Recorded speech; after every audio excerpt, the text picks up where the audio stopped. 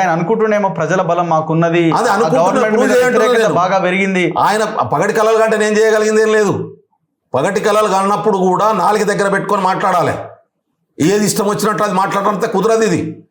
కాబట్టి కేటీఆర్కు చిత్తశుద్ధి ఉంటే ఆయనకు నమ్మకం ఉంది. రఘుబీర్ చెప్పినట్టే ఆయనకు నమ్మకం ఉంది. కాంగ్రెస్ మీద విపరీతమైన వ్యతిరేకత ఉంది. కాంగ్రెస్ ప్రభుత్వం ఇవాళ ఎన్నికలు జరిగితే గెలిచే పరిస్థితి లేదు అంటున్నావు కదా. Let's test your seat it self. నీ సొంత నియోజకవర్గాన్ని పరీక్షిద్దాం. నీకు నమ్మకం ఉంది కదా, పూర్తి స్థాయిలో 1,00,000 మెజార్టీతో గెలుస్తాను నీకు నమ్మకం ఉంది కదా.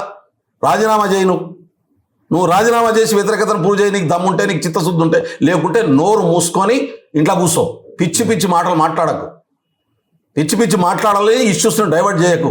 అరే ప్రతిపక్షంలో ఉండి ప్రజల పక్షాన కొట్టాడడం చేత కాదు మీకు, తిట్టుడు తప్ప. ఎందుకంటే కోలుకోలేని తప్పులు చేసిపోయారు. చివరికి దొంగ ఛానళ్ళు పెట్టి దుబాయ్లో పెట్టుకొని నడిపిస్తున్నటువంటి దొంగలు వీళ్ళు నిధులు చెప్తే ఎట్లా? ఈడ చేత కాదు. ఇక్కడ లేదా తెలంగాణ రాష్ట్రంలో డెమోక్రసీ? ఇక్కడ పెట్టుకొని నడిపించడం చేత కదా.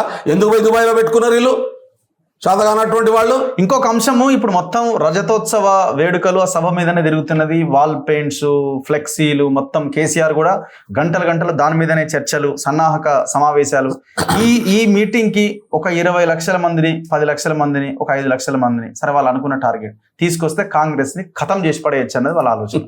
రఘు గారు జనాన్ని తీసుకొస్తారు ఎట్లా అయినా. మీరు అవునన్నా కదా, జనం అయితే ఏదో రకంగా సమీకరిస్తారు. వాళ్ళు దాదాపు 7 నుంచి 8 లక్షల కోట్ల రూపాయలు దోసుకున్న డబ్బులు ఉన్నాయి. 1-2 కాదు. ఇవాళ ఎవరితో వస్తే మాట్లాడినా దాదాపు 15 లక్షల కోట్లు 10 సంవత్సరాల కాలంలో వచ్చినటువంటి రెవెన్యూ. దాంతోపాటు 6 లక్షల కోట్ల అప్పులు, 22 లక్షల కోట్ల అప్పులు, మొత్తం వాళ్ళు ఖర్చు పెట్టినటువంటి డబ్బు. ఆ 22 లక్షల కోట్లలో వీళ్ళు దోసుకున్నది 5-6 లక్షల కోట్లు ఉంటాయి.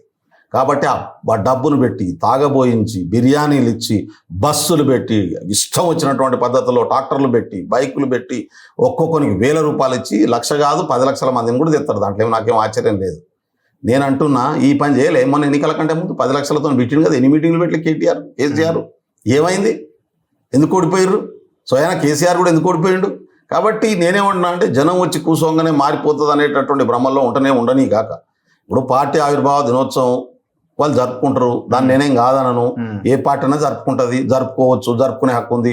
1,00,000 మందితో కాకుండా 20 లక్షల మందితో జరుపుకొని అదొక ట్రెండ్ సెట్ చేసి బలం ఉంది తెలంగాణ ప్రజల నేనే అదే అంటున్నా. అంతకుముందు బలం లేదన్నట.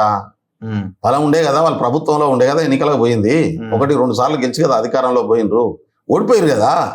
ఓడిపోయి మళ్ళీ 5 సంవత్సరాలు పాలించమని ప్రజలు మాకు కూడా అధికారం ఇచ్చింది. మేము చెప్పినటువంటి పనులు చేయకపోతే ప్రజలు మమ్మల్ని రేపు ఓడగొడతారు. నేను చెప్పినట్టు నీకెందుకు టెన్షన్ వస్తుంది? నువ్వెందుకు అబద్ధాలు చెప్తున్నావు? నువ్వెందుకు ఈ పిచ్చి పిచ్చి మాటలన్నీ మాట్లాడుతున్నావు?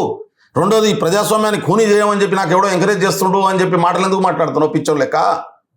ఎందుకు రాజ్యాంగం విలువ, రాజ్యాంగం పట్ల, ప్రజాస్వామ్యం పట్ల ఒక ఎమ్మెల్యేగా ఉండే ఆ గౌరవాలను నిలుపుకునే ప్రయత్నం చేయట్లేదు నువ్వు? ఇట్లెందుకు తయారైనావు నువ్వు? సైకో లెక్క ఎందుకు తయారవుతున్నావు? ఒక బాధ్యతాయుతమైనటువంటి రాజకీయ నాయకుడుగా ఉండు.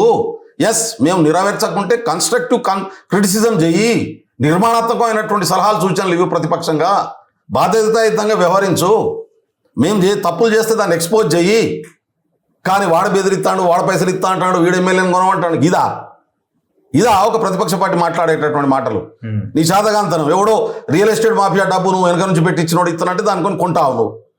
బజ్జీలు రాలగొడతారు ప్రజలు పిచ్చి పిచ్చి మాటలు మాట్లాడతారు. అందుకనే అంటున్నా, PRS పార్టీ కాదు ఈ రాష్ట్రంలో రాజ్యాంగం ప్రకారం రిజిస్టర్డ్ అయినటువంటి ఏ పార్టీ అయినా మీటింగ్లు పెట్టుకోవచ్చు, వాళ్ళ అభిప్రాయాలు చెప్పుకోవచ్చు, వాళ్ళ ఎజెండాలు చెప్పుకోవచ్చు. 1,00,000 మంది పెట్టవచ్చు, 1 కోటి మందితో పెట్టవచ్చు. దానికి ఎవరికి అభ్యంతరం లేదు, పెట్టుకోవచ్చు. మేము రాజ్యాంగాన్ని నమ్మేటటువంటి పార్టీ పెట్టుకోమని చెప్పండి. కాబట్టి అదేదో ట్రెండ్ సెట్ చేసేస్తుంది. దాంతో ఆ మీటింగ్ అయిపోయినాక రాజీనామా చేయమని మరి కేటీఆర్ను. నేను అదే అంటున్నా. ఆ 27 లక్షల మందితో 27వ తారీఖు నాడు 27 లక్షల మందితో పెట్టి ఆ తర్వాత రాజీనామా చేయి పోనీ. అప్పుడన్నా నీకు నమ్మకం అవుతుందేమో చూద్దాం. కాబట్టి ఇంకోసారి పిచ్చి పిచ్చి మాట్లాడొద్దని నేను చెప్తా